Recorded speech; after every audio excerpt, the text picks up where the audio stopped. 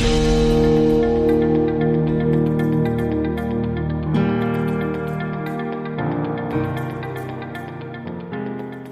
I'm State Representative J.T. Wilcox. I'm the House Republican Leader down here in Olympia, and we're closing in on the end of the legislative session. We've got a little more than a week to go, but there are some very important things that have not been settled here, and Republicans are in the thick of the fight. First of all, there is the emergency powers of the executive. They've been continuing under his emergency declaration for almost 400 days, and I think most people in Washington, including most of the press now, are questioning why there is not some defined end to this and why the legislature would end their session with no way of checking in on the most important executive powers.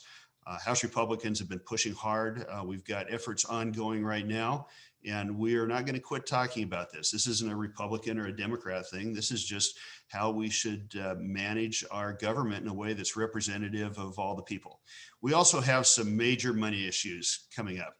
First of all, a recent study came out and said that the Washington state tax system has provided the most sustainable revenue growth of any state in the country during the pandemic. Yet at the same time, there is an incredible amount of new taxes that are being proposed, whether they're legal or not, and I know that they're going to be challenged. And these include things like an income tax on capital gains and a transportation tax package that has been proposed that includes 33 new taxes, including even major increases in property taxes, along with the major gas tax increase. There are two other proposals that I think will affect everybody in the state, but especially those people that live farther away from the big cities because life is affordable in more remote areas, but still have to commute often long distances to find a rewarding job in urban areas. The proposals include the gas tax that I mentioned, but they also include the low carbon fuel standard and the cap and tax system that within a few years could increase the price of gas by 60 or 70 cents. It is impossible to imagine a more regressive proposal than all three of these being piled on to hard-pressed commuters' bills.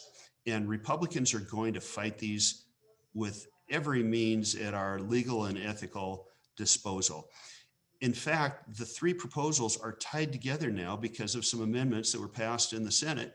And so we're going to try hard to prevent all of these things from happening. I've never been someone who automatically opposes hard assets to build the economy like transportation does, but this is just way too much. And you're going to see Republicans be very active, both in public and even behind the scenes, to win votes and to, if possible, make sure that these proposals never really come to a vote, or if they are constrained in such a way that they're not going to be damaging to deserving people that don't deserve this kind of regressive attack.